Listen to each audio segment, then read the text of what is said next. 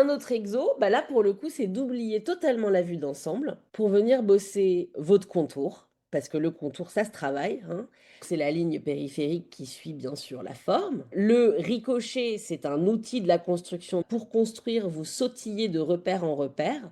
C'est-à-dire qu'au lieu de chercher des grandes distances, vous allez chercher des petites, du téton au galbe du sein, du galbe du sein à la côte. Donc c'est des petits bonds, hein. Et le contact, les lignes vraiment noires dans le dessin, ce sont des lignes de contact, c'est-à-dire des endroits où deux zones se touchent véritablement. C'est-à-dire que ici, entre mes deux cuisses, elles se touchent, hein, donc il va y avoir une ligne de contact. Et quand il y a une ligne de contact, la ligne est noire. Et quand c'est pas vraiment un contact, hein, c'est la fin d'une boursouflure musculaire, bah, la ligne est moins noire, voire même c'est plus une ligne, c'est une masse un peu floue. Quand est-ce qu'on va utiliser une ligne noire? Quand est-ce qu'on va utiliser une ligne grise? Vous voyez, cette ligne-là va être plus légère que celle-là.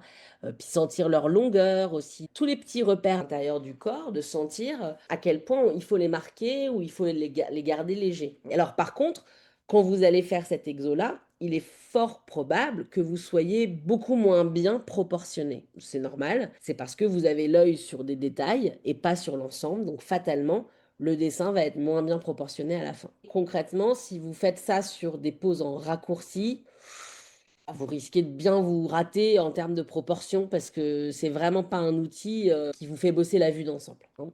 Et c'est parfait pour les corps qui sont très osseux, qui sont très tendineux, qui sont très gras aussi, qui ont beaucoup de repères en fait, soit de bourrelets, soit de côtes. Ça nous crée, vous le voyez, une esthétique assez écorchée, hein. On va commencer d'une zone, hein, donc là j'ai mis mon oreille, j'ai mis mes plis de cou, j'ai mis mon épaule, j'ai mis mon œil, j'ai mis mon front, donc je suis sur une toute petite zone et je vais l'élargir. Une fois que j'ai posé ça, alors là, bah, ici, ça me permet de monter dans la tête. Voilà. Ici, entre là et là, je vais chercher les cheveux. Ensuite, ici, bah là, je vais mettre du vide et je vais poser mon bras.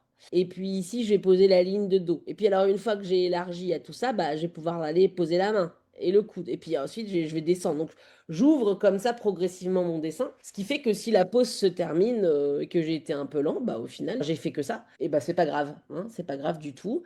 C'est intéressant aussi d'être dans cette construction comme ça, du centre vers l'extérieur, qui s'étend un peu en étoile comme ça. Et c'est assez joli cette ligne tremblante aussi. Moi, je trouve ça assez appréciable.